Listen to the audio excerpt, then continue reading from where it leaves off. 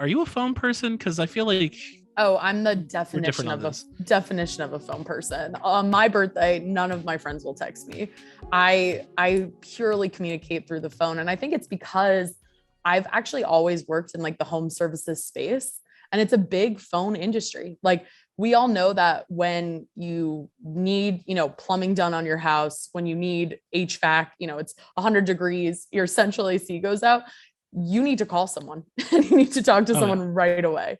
And Oh I yeah. think like that fits in really well with what our conversation was this week, which is essentially talking all about how businesses, just as you do for Hearth when you're calling out and representing Hearth as a brand, how important it is for businesses when they're answering calls from potential homeowners or they're calling out to confirm appointments, really work to make like a fantastic first impression. And we're joined by Michelle Jeppesen of Jill's office.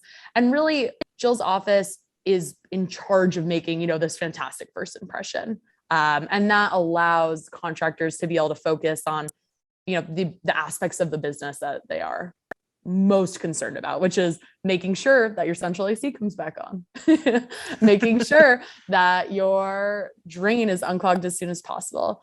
And Jago and I totally enjoyed this conversation. We were able to discuss the importance of speed to lead with Michelle. Really also touched a lot on the power of delegation. And as a business owner, knowing when, hey, I need to hand my phone over to someone else so that I can continue to grow my business. We also talk a lot about making customers feel like a priority. And I think, Dago, as you said, when you're representing Hearth as a brand, it's important to have that energy, to portray, that positivity. And Michelle gives some really helpful hints on how we can be doing that as, home service businesses, how can we talking to clients, and really hope you guys enjoy our conversation. It's filled with a ton of nuggets of information. And to learn more about Jill's office, visit jillsoffice.com. Or, of course, if you're myself, maybe not Dago, you can give them a call at 385-393-1122. And here's our conversation with Michelle. Enjoy. Hey, Michelle, thank you so much for joining us today. We are so excited to have you on to talk about Jill's office and speed to lead and how to talk to homeowners when they're coming through the door. So to start us off, I just wanted to ask you to tell us a little bit about yourself and what Jill's office does and how it came to be. Oh, absolutely. Thank you so much for letting me be here. I'm so excited. It's a pleasure to be here with you guys today and everyone who's listening. So Jill's office, we were born, from a call. That's how it happened. We're all about the phones, and it started with a phone call. So our founder was actually driving in the car with his brother, who's a contractor by trade, and his phone was ringing, and our owner, Brant, was like, "Hey, aren't you going to answer that?" And his brother said, no, if they want to do business with me, they'll leave a message. And it just was a little bit shocking to Brant, that mentality of, that I'll pick it up when I can, but I'm not going to always answer my phone. And he just realized there's a great opportunity there of business owners, especially in the home service industry, needing help answering their phones. One, from phone phobia. That's a real thing. Some people just don't want to answer the phone, or just they're too stressed to get another call. They're busy. They're with another client, whatever it may be. It's just impossible to get to every single one of your calls, but all of your calls are so valuable. So that's where the idea of Jill's office was born, is just creating a solution for business owners to have help to cover their phones to make sure no call gets missed, and that every customer is greeted with a warm, friendly voice, no matter what day or time of day or night they call. And so that's why we exist. That's what we're here for. Yeah, I definitely feel that phobia myself when I get the phone call, and I even know who it is, and I'm just like, I don't want to pick up. And I can even imagine, you have jobs that you got to go to, you got people you need to talk to already, and you're like, oh, here comes another one like that. Right. It's just the stress of one more thing to deal with, one more person you have to put on your best face. And maybe you just are in a mindset right now, I don't want to put on my best face, I've got a million other fires that are on my mind right now. There's so many reasons that it's hard to get to every phone call. And I think sometimes it's almost easier to answer for someone else than your own, because you're feeling the extra stress of answering your business call because you have to deal with that problem. But if you have, a virtual reception or something like that answering the call, they can kind of take that, if it is an upset customer, they can take that bullet. And then when you have the chance to call them back, the customer is de-escalated, or you kind of are in a better headspace to know the solution you can provide for whatever they're calling about, because you've had time to kind of think through it and do it on your terms rather than just what they need in that moment right away. And so it can be really helpful for time management, obviously, in being able to run your business and grow your business and focus when you need to without getting constantly interrupted throughout the day. And then also just to really stress and to just ensure that no one gets missed. I mean, people are impatient these days. When they call, they want someone to pick up. And if no one answers, they're going to keep going down Google until someone picks up often. So that's kind of the game, or the game that we have to play now. And I think it's like there's something there with the like giving your best face, and like when you're not prepared to do that.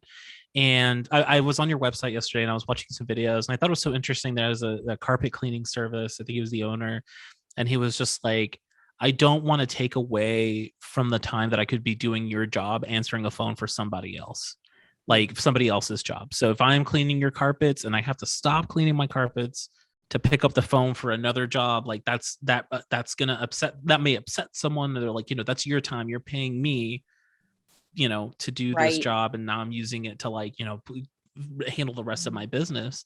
And I think that's such a crucial thing that I think a lot of people, when they run their business, they're like, oh, it's okay, it's a business call. But it's like, no, it's like the whole process of the work is presentation. Everything that you do is presentation. And it's like kind of hard to get out of that mindset where it's just like, let me just pick up the phone. I'll be right back. I think that was super interesting. Yeah, absolutely. It's all about the customer experience. I mean, it doesn't matter what you're selling. It's all about making the customer feel they're the most valued and important customer when you're with them. And when you are answering a phone, even though I'm sure in some way they understand why, it's still sending a message that they aren't the most important person at that time, because you have to communicate to two people at the same time. They're the most important person, and you can't do that and give your 100% attention. So that's why you need help to be able to keep all the balls in the air and to make sure every customer, whenever they are calling you or you're there in their home, that they feel like you are there for them and them alone. Absolutely. And I think it's easy as a contractor too, and something that actually was a reason Jill's office started, where it's like, oh, if they really need me, they can reach out a different way. They'll shoot me a text, they'll contact me a different way.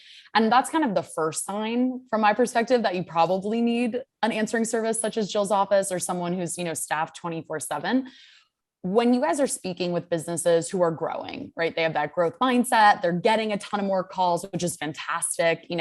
Maybe there was just a storm in the area. What are some signs that you see? And, some of the reasons contractors come to you that they're like, ooh, maybe I should start investing, in an answering service? What are some of those indicators for a contractor? And then they should be like, oh, I need an answering service if these problems are happening.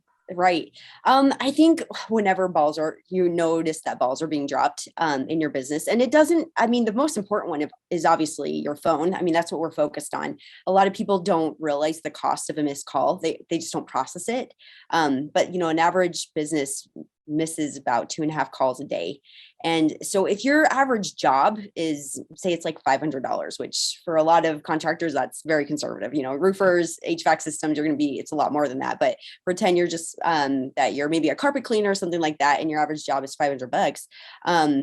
If you miss even just 2 calls a day, that's potentially $1,000 that you're throwing away. Over a week, that's 5,000. Over a month, you're looking at 20 grand, at $250,000 in a year, just by being average and missing a couple of dollars a day. That's the potential opportunity cost. We don't always think about that. But the businesses that are consistently answering every single call, they're going to see an increase to the bottom line, just because they're picking up all those opportunities that other businesses might miss. And I mean, we've done we've done surveys to random businesses throughout the US and just called a list of like 100 window cleaners or 100 carpet cleaners or 100 HVAC.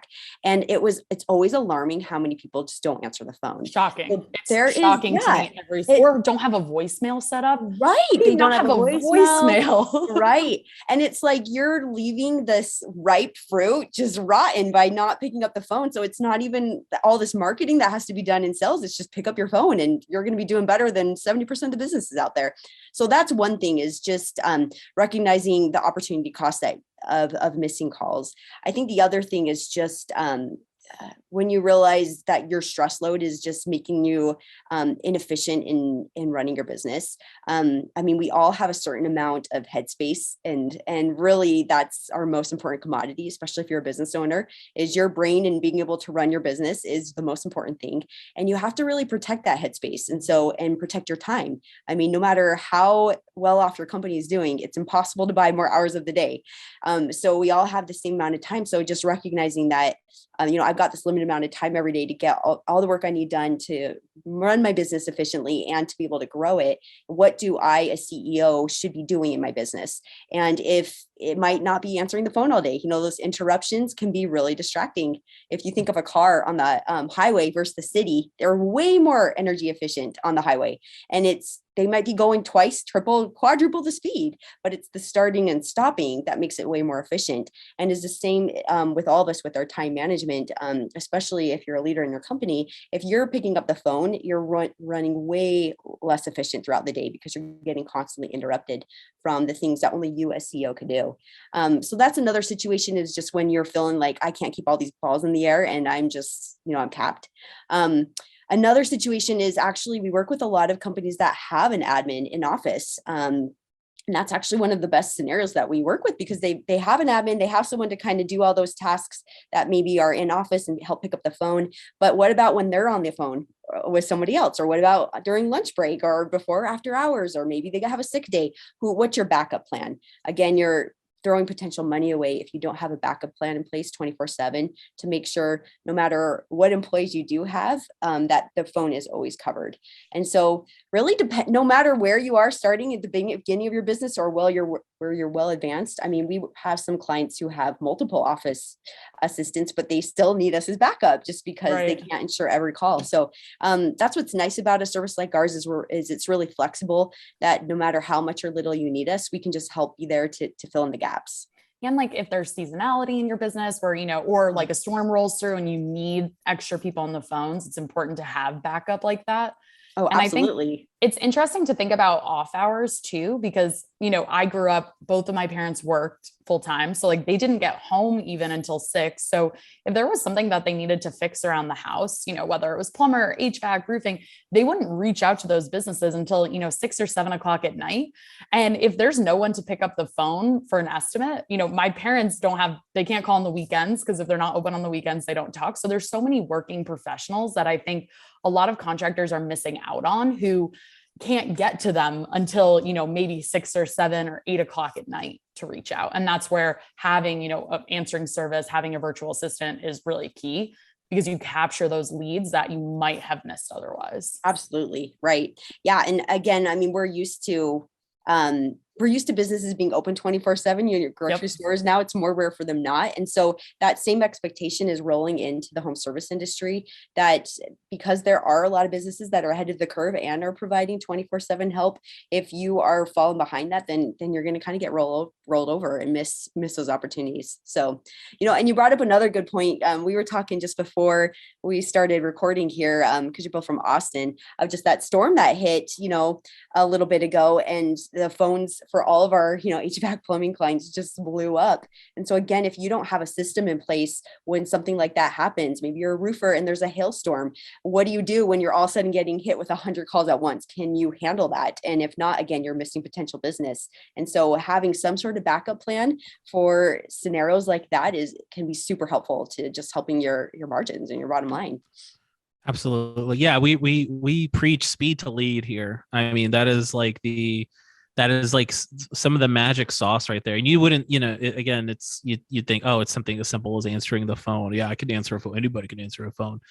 but it's like making sure that you answer the phone right, and you get all the information that you need, that that you can take phone call, and you can make the sales call, you can close a sale, you can get the job started and all that. And I wanted to ask you, I guess it's, what's the biggest or best piece of advice you can give to a contractor when the homeowner calls in? So, they pick up the phone. Hey, Sarah's Plumbing. How can I help you? What am I trying to get out of that phone call? Uh, what's the most important piece of information or most important thing? Sure, that's a great question.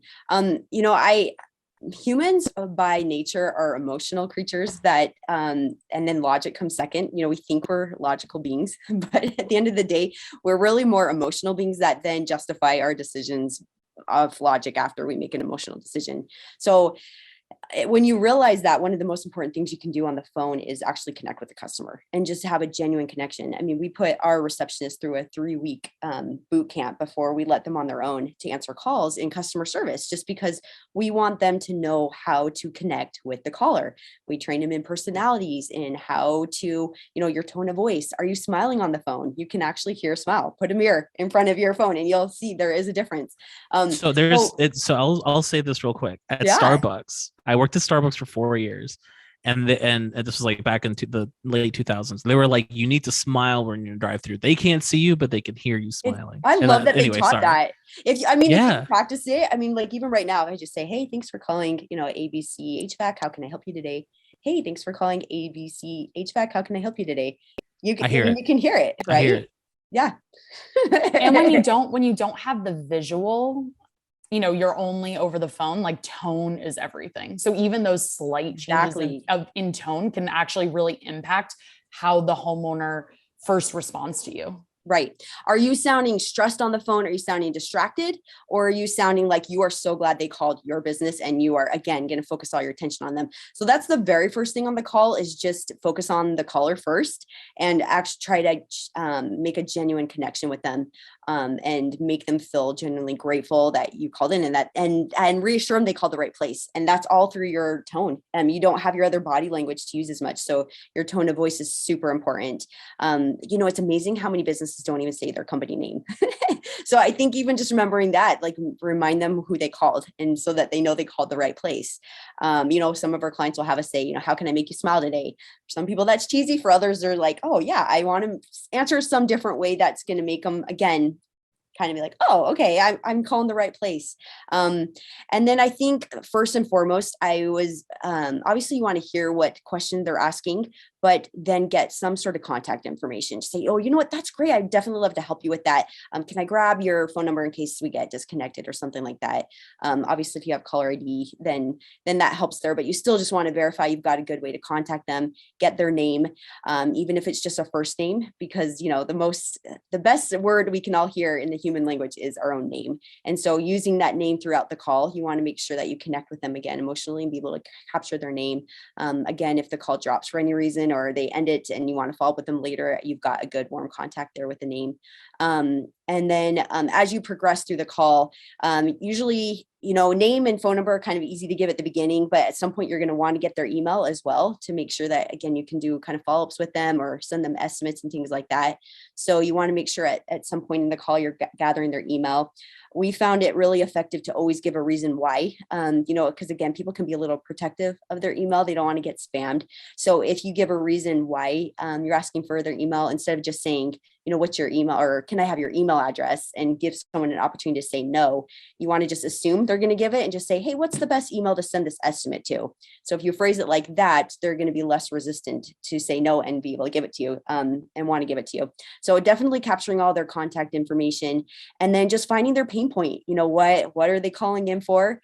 And then just reassuring them that you can help take care of them, and giving them the information they need and gathering their contact info, and then just progressing the relationship forward on every call. That's what we always teach our receptionists to do. No, that makes a ton of sense. Something I've also seen a couple of companies who work with Hearth do really successfully is sometimes on that initial like appointment set call, or when they're hearing that initial pain, they'll actually talk to like the business and the qualification. So as you said, like they'll introduce their business. Hey, thanks for calling, Sarah's HVAC.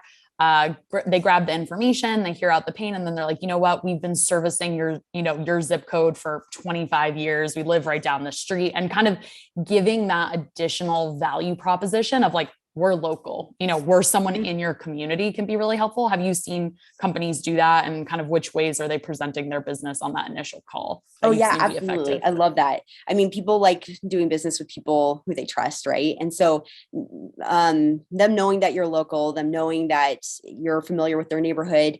And again, it also just helps them feel like they made the right decision calling you. Like, this person knows me, this person's going to take good care of me. So yeah, things like that, any way you can connect with the customer on any kind of personal level, definitely just add, points, or I call marbles to your jar of them wanting to do business with you. No, I love that. That's super interesting, because so we had a sewer line problem yesterday at my house, and we have this house that was built 40 years ago. And no, luckily it's not our fault. It's the city. But I was thinking about it, like, as you were saying that, and I was like, if I were on a call with a plumber or something, and they're like, oh yeah, like I live on this street. Oh yeah, I've been to a bunch of houses in that area. Like, I feel more confident that like that person is going to know the special problems of having a home in this area, right? Like the ground shifts. We got all the kinds of pipes that they used back then. Like, I had a tree guy come out. Oh my God, it's like the third or fourth time I bring up these dang trees. But he was just like, oh, he knew the neighborhood because like these are Mexican ash trees. They last X amount of time. And right about now is when they need to be cut down. Like, obviously when they built the subdivision, they didn't think of that. And he had all of this knowledge. I was like, oh, thank you, and you don't get that everywhere. And I think you're right that like that special like connection of like, I know your house I know your house as well as you know it, and you don't know that yet, but like I know what's going on, and I think that's something super special. Yeah, it's kind of like when you go to the doctor and they know how to help you, and you just feel so reassured. It's that same thing, whatever's going on with your house, is just that reassurance that we got you taken care of, because they're stressed, they're worried. Oftentimes, sometimes it's a positive thing, but a lot of times it's a stressful reason they're calling in. And so they definitely need reassurance in that moment. Absolutely. Makes sense. And what would you tell, I know that kind of in the initial, even the reason that Jill's office started was kind of a little bit about delegation to some extent. So what would you tell a contractor that really struggles with delegation, whether it's managing their phone tree, whether it's managing their time? And then, what are some benefits, I guess, in becoming more hands-off as an owner operator as you begin to grow? Yeah, that's a great question. I mean, delegation is hard. Your business is your baby, and it's hard to give control of your baby. And it takes a lot of trust, especially if you're going to be hiring someone virtual, because you can't see them. You're not there in the office with them. And so I know when we are working with our clients, we take that trust very seriously. I kind of give an analogy of, if your business is your baby, it's like hiring a babysitter for your business, of delegating the phones to them. And so again, that does take a lot of trust. But I think when you realize, even if you do it in small baby steps, I guess no pun intended, of just giving a little bit of control at a time. Like for instance, my son, I have a son who's 15 years old, and he's about to get his learner's permit, and I'm ready for all my hair to turn gray. But I'm not, when he first gets his driver's license, I'm not going to let him drive across the country. I'm going to say, okay, you can go down the street to the local store. And then once you kind of can build up that trust, you can expand upon it. Well, that's a great way to give delegation, is just, do it small baby steps and limits. And then once you feel feel comfortable with that amount of giving away, then you can always open it up. So maybe it starts with just having someone just answer your phones and, greet the customer and take a message. Maybe that's where it starts. And then once you feel comfortable with that, it's like, okay, well, maybe start giving out some service call fees. And then, okay, now I'm feel comfortable with you starting to book jobs. Oh, now I want you to do my follow-up calls. So you can slowly expand your area of comfort, but just start small and start somewhere. And just realize that, in order to grow, you've got to let go. Totally. And I think that's hard for a lot of home improvement contractors, because it's, especially if they're an owner operator, they've been building the business, for maybe 2 to 3 years. Every day they're the ones doing every single job, so they know what it takes to actually do the job. And it's hard then to be like, oh, I finally learned how to do this correctly, now I'm going to pass it off to someone else after I built the process. That can be so challenging. It can be. Yeah. It totally can be. It's so hard. But I mean, I think too, realizing that one of your roles as starting the business is to create the systems and get the right people, the right who's in place to run the systems that you have. Because at the end of the day, you start this business for freedom. I mean, you don't want to be married to your business forever. You don't want to be chained down by your time limitations and the stress levels. So, at some point you've got to let go, and just creating those lists of freedom of, these are all the things that I'm currently doing that at some point I need to let go of. And the more time I'll have for both my business and for my personal life, once I can let go of these things, is actually the why of why I even started my own business. And so I think recognizing that and just realizing sometimes it does take a leap of faith, but just go for it. And then you're going to be amazed often about, what comes from it. And I mean, I think you also asked just about, what delegating can do for their business. Again, it's a matter of quantifying what the quality of your time is worth. For instance, when Steve Jobs was living, if he, he's got a lot of shareholders and obviously in his business. But if he was using part of his time to go clean the bathrooms, I don't think everyone would feel that's a good use of his time as CEO. And I think that you have to realize the same thing in your own business is what is CEO tasks that I should be doing every day. And those are the ones I need to be doing. And I need to learn to delegate the rest and find the right who's to do that. And just realizing that it might not happen perfect every time, but progress there isn't perfection. You can't progress expecting perfection, because it's just never going to happen from everyone. But realizing, okay, I can delegate to people who are qualified, who have been trained, who are professionals in different areas. And even though they might not know all the ins and outs of my business like I do, they know enough to make that customer feel good, to be able to start that relationship with them. And so that I can focus on the other parts of my business that only I alone can do. And that's what's going to help us really grow and develop. And every big company out there has had to learn to do that. So if you want to be able to grow, then you've got to learn to delegate. And that's just how the game works. Yeah, and I think in the industry, there's a lot of people who pride themselves on being like a servant leader, or like someone who's like, I'm not going to ask you to do something that I wouldn't do myself, or there's okay, I don't want to, it's not mean, but there's always an excuse not to do it, right? There's always there's always something that, oh, well, I can't, it's like, for me, it's personal pride and like the way that we talk to our customers, there's always a reason why. But part of being a servant leader is also giving people the tools to do their job, to do their job well, and for them to succeed, so the whole business can succeed, right? Like you said, like sometimes we lose sight of like why we started the business, right? It's for freedom. It's to work with the clients you want to work with. It's to do the jobs that you want to do. It's to make the money that gives you the time to go, I don't know, jet skiing on the weekend. I don't know what you guys are up to, but but that's like the ultimate goal. And I think people lose sight of that. Okay. I have one last question. Okay.